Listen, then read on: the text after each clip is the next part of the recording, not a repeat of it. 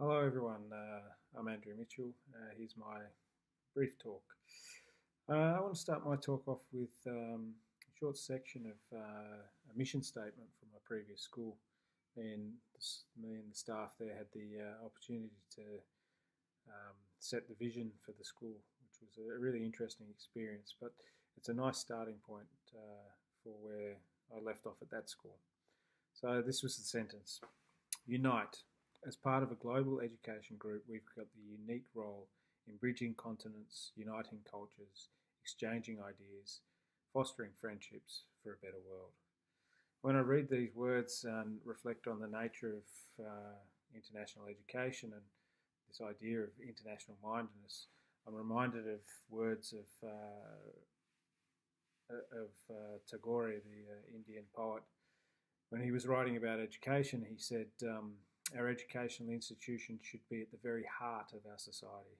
They should be connected with it by the living bonds of varied cooperations. For true education is to realise that at every step, how our training and knowledge have organic connection with our surroundings.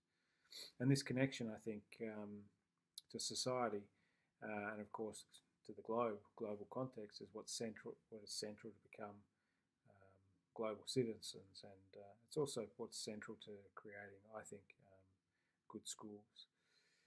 Um, the notion that the village raises the child is one which I think is central to engaging communities, and I think that in an ideal modern school, the boundary between the school and the community shouldn't really exist. That those traditional models of schools as isolated institutions can actually limit the options for students to engage in authentic learning. I believe that learning and teaching are the essential elements of an effective functioning community, and that you can't separate community from education, and you can't separate schools from communities.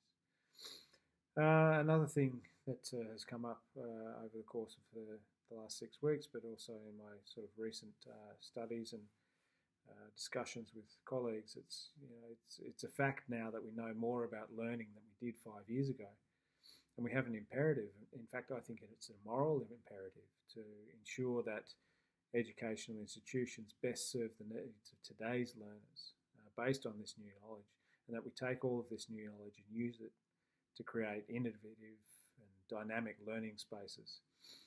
And it's in this period of rapid change that it's not just in education, it's in all aspects of society.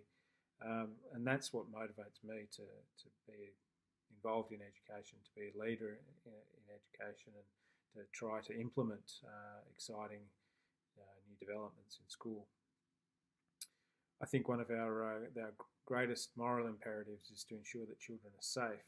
And we also have this further imperative, I think, which is to create high quality learning environments. And we can't do that without a firm commitment to all aspects of student well-being. So, if I was to be drafting new guiding statements for a new school, my vision might be something like this.